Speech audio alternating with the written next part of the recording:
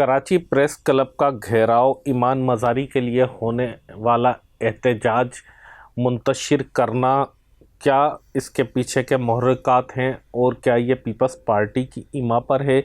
क्या ये Karachi press club का पहली दफ़ा घेराव किया गया? क्या ये पहली दफ़ा कराची शहर की ट्रैफिक को डिस्टर्ब किया गया या ये अब रूटीन का हिस्सा है? क्या जब पीपल्स पार्टी अगर अपोजिशन में होगी तो तब भी उसकी यही पॉलिसी होगी, यही मौक़िफ़ होगा और नून लीग, या फिर वो वापस जमहूरियत के अलमबरदार हो जाएंगे? इस पर आज मैं आपसे बात करना जा रहा हूं। आपसे गुजारिश है कि चैनल को हमारे लाइक करके सब्सक्राइब करें, बेल आइकन को प्रेस करें, कमेंट बॉक्स में राय अपनी ज़रूर दीजिएगा कि आपको प्रोग्राम कैसा लगा। बहुत शुक्रिया जुल्फ़िकार अली बब्बर की जानिब से।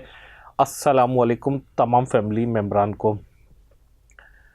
देखें, पीपल्स पार्टी वैसे तो इसमें कोई शक नहीं कि जमहूरियत की अलमबरदार रही है शुरू से और सबसे ज़्यादा जमहूरियत के लिए उसने जद्दोजहद की है। लेकिन अगर गुज़श्ता दिनों या कुछ महीने या कुछ सालों की अगर हम पॉलिटिक्स देखें पीपल्स पार्टी की, तो कहीं से लगता नहीं है कि ये कोई डेमोक्रेटिक पार्टी होगी। ख़ास तौर पर सिंध हुकूमत का जो रवैया है, अगर उसको हम देखें तो वो कहीं से जमहूरियत पसंदाना नहीं लगता। उसमें आमरीत की मिलावट की बू नज़र आती है। यही हाल मुस्लिम लीग नवाज़ का है। वहाँ से भी ऐसा लगता है कि फ़ैसले कहीं और से होकर आते हैं और वो उनको इम्पोज कर देते हैं।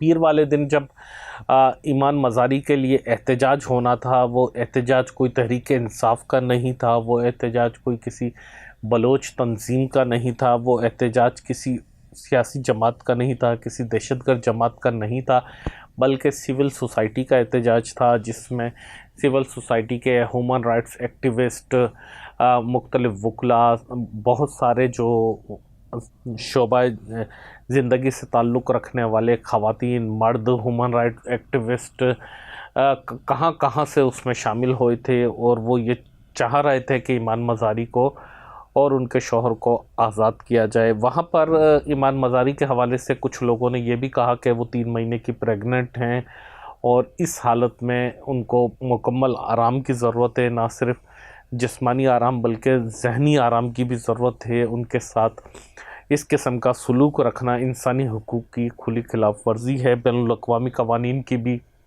और इस्लामी हमारा माशरा भी इस चीज़ की इजाज़त नहीं देता कि जब कोई ख़ातून अगर इस नाजुक पोजीशन में हो और अपने कोख में किसी बच्चे को और रखे हुए हो, तो उस टाइम पर ऐसा उनके साथ नहीं करना चाहिए। इस किस्म का रवैया, इस किस्म की सख्तियाँ, इस किस्म की चीज़ें, अब वो कितने महीनों की प्रेग्नेंट हैं या नहीं हैं, ये तो खैर वो बेहतर जानती हैं, उनके हस्बैंड जानते होंगे, ये उनका ज़ाती मामला है। मैं इसकी डिटेल में नहीं जाना चाह रहा। मैं ये नहीं कहता कि वो हैं या नहीं हैं या कितने महीने की हैं, यह उनका ज़ाती मामला है, मैं इसको डिस्कस नहीं करना चाहता था। लेकिन क्योंकि इंसानी हवाले से इसका तस्करा करना ज़रूरी था तो इसलिए मैंने इसकी बात की, नहीं तो मैं पर्सनल लाइफ इस लेवल तक कभी भी गुफ्तगू नहीं करता हूँ। मैंने इंसानी बुनियादों पर बात की। अगर वो हैं तो फिर तो उनको फौरी तौर पर रिलीफ दिया जाए, लेकिन अगर नहीं हैं तब भी ऐसा नहीं होना चाहिए। कराची प्रेस क्लब एक अलामत है जमहूरियत की पाकिस्तान में। ये मैं नहीं कह रहा कि मैं प्रेस क्लब का मेंबर हूँ इसलिए मैं ये बात कह रहा हूँ, और या मैं एक जर्नलिस्ट हूँ इसलिए ये बात कह रहा हूँ। ये पाकिस्तान पीपल्स पार्टी कहती रही है, ये मुस्लिम लीग नवाज़ कहती रही है, और ख़ास तौर पर पीपल्स पार्टी के जो मौजूदा चेयरमैन हैं बिलावल भुट्टो ज़रदारी साहब, वो ये बात कई दफ़ा कह चुके हैं। इसके अलावा जो को चेयरमैन हैं, जो हमारे मुल्क के सदर हैं जनाब आसिफ अली ज़रदारी साहब, वो इस बात का कई दफ़ा इजहार कर चुके हैं। इसी तरह शहीद रानी मोहतरमा बेनज़ीर भुट्टो ये कई दफ़ा कह चुकी थी कि जमहूरियत के जो है सबसे बड़ा इंस्टीट्यूशन कराची प्रेस क्लब है। कराची प्रेस क्लब ने डेमोक्रेसी के लिए बहुत ज़्यादा कुर्बानियाँ दी हैं, और ये कुर्बानियाँ किस वक्त में दी थी कराची प्रेस क्लब ने या सहाफ़ियों ने? जो सबसे ज़्यादा दी थी वो जनरल ज़ियाउल हक की आमरीत के ज़माने में दी थी। जनरल ज़ियाउल हक की आमरीत किसके ख़िलाफ़ थी? वैसे तो ज़ाहिर है पूरे मुल्क के ख़िलाफ़ थी, लेकिन ख़ास तौर पर अगर उसको समझा जाए तो पीपल्स पार्टी के ख़िलाफ़ थी, जुल्फ़िकार अली भुट्टो के ख़िलाफ़ थी। जब अगर उनकी कोई चीज़ होती थी, उनकी कोई एक्टिविटी सियासी, कोई रैलियाँ, कोई जुलूस, कोई जलसे, कोई मुज़ाहरे, कोई प्रेस कॉन्फ्रेंसेस, تو وہاں پر کریک ڈاؤن ہوتا تھا، جس کے لیے کراچی پریس کلب میں وہ آ کر پناہ لیتے تھے، اور یہ ہائیڈ پارک کی طرح اس کو علامتی طور پہ سمجھا جاتا تھا۔ یہاں پر آ کے ہر کسی کی فریڈم تھی، ہر کوئی اپنے جذبات کا اظہار کرتا تھا، ایون یہ کہ ایسا نہیں بولنا چاہیے لیکن ملک کے خلاف بھی یہاں پر لوگ آ کے بول کے چلے گئے۔ اتنی آزادی یہاں پر لوگوں کو ہوتی تھی، کسی بھی قومیت کے لیے، کسی بھی ملک کے لیے، کسی بھی مذہب، کسی بھی فرقے کے لیے کوئی یہاں پر پابندی نہیں تھی۔ یہاں آنے کے کوئی چارجز نہیں ہیں، پیسے نہیں لیے جاتے، اسی لیے جس کے پاس کوئی گواہ نہ ہو، جس کے پاس کوئی ثبوت نہ ہو، جس کے پاس کوئی طاقت نہ ہو، جس کے پاس پیسہ نہ ہو، وہ یہاں پر آ کر اپنی بھڑاس نکالتا ہے، اپنی بات رکھتا ہے۔ کہیں لوگوں کو اس سے انصاف ملتا بھی ہے، شاید کچھ لوگوں کو نہ بھی ملتا ہو، لیکن اس کا کیس ضرور آگے بڑھتا ہے۔ یہ شروع سے روایت رہی ہے، اور یہ کراچی پریس کلب کہیں داستانوں کی جگہ ہے۔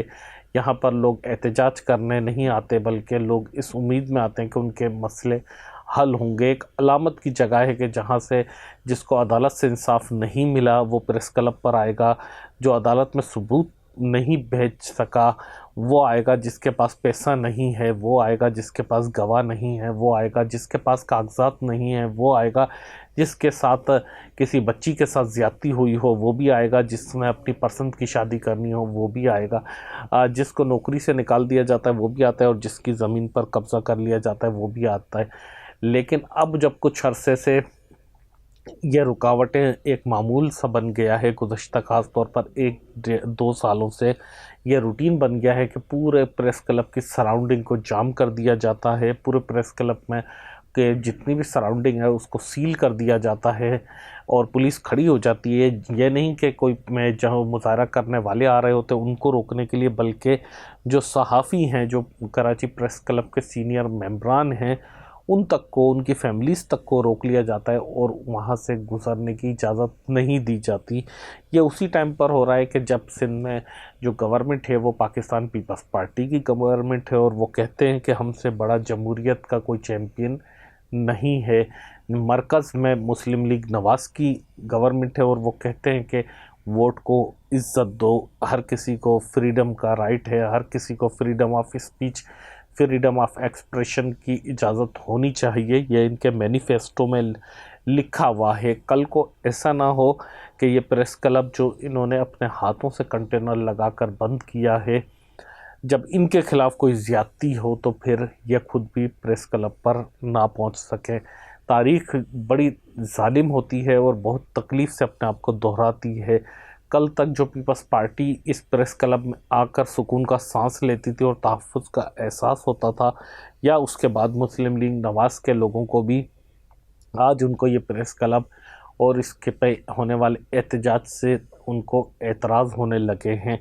کل کو جب دوبارہ اگر ان کو یہاں کی ضرورت پڑی تو کیا وہ آ سکیں گے؟ کسی صحافی کا ذاتی مسئلہ نہیں ہوتا یہاں پر احتجاج کرنا، کوئی میں تحریک انصاف کے لیے پروگرام نہیں کر رہا ذاتی طور پر، لیکن یہ بات سوچنی چاہیے حکومت میں جو بھی لوگ بیٹھے ہوئے ہیں، جو بھی اقتدار میں ہیں، پاور میں ہیں، کہ آج تو آپ اقتدار میں ہیں، کل جب آپ اپوزیشن میں ہوں گے، کل جب اگر آپ کے ساتھ ناانصافی ہوگی تو پھر آپ کہاں جائیں گے، کیسے جائیں گے؟ کبھی اس بارے میں بھی اگر فرصت ملے تو ضرور سوچئے گا، ضرور دیکھیے گا، اور اس پر ضرور غور کیجئے گا کہ ایسا نہ ہو کہ سارے دروازے بند کر دیں۔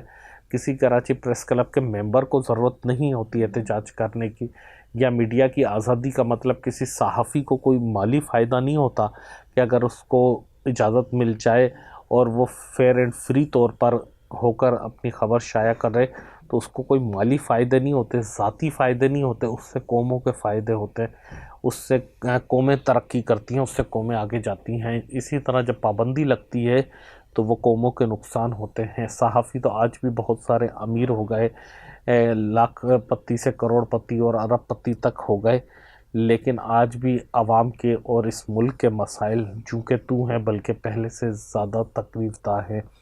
بات صرف ایمان مزاری کی نہیں ہے، بات صرف پیر والے دن کے احتجاج کی نہیں ہے، بات صرف کراچی پریس کلب کی نہیں ہے، بات جمہوری رویوں کی ہے۔ جمہوریت کا مطلب ہے کہ اس میں سے جمہور ایسا لگتا ہے کہ نہیں ہے۔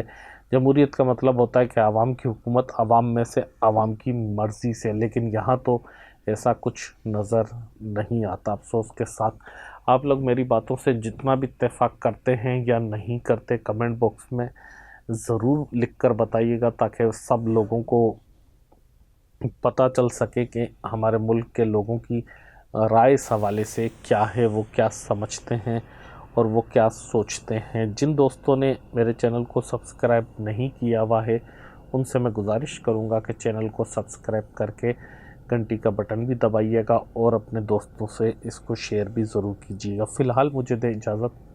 अल्लाह हाफिज़।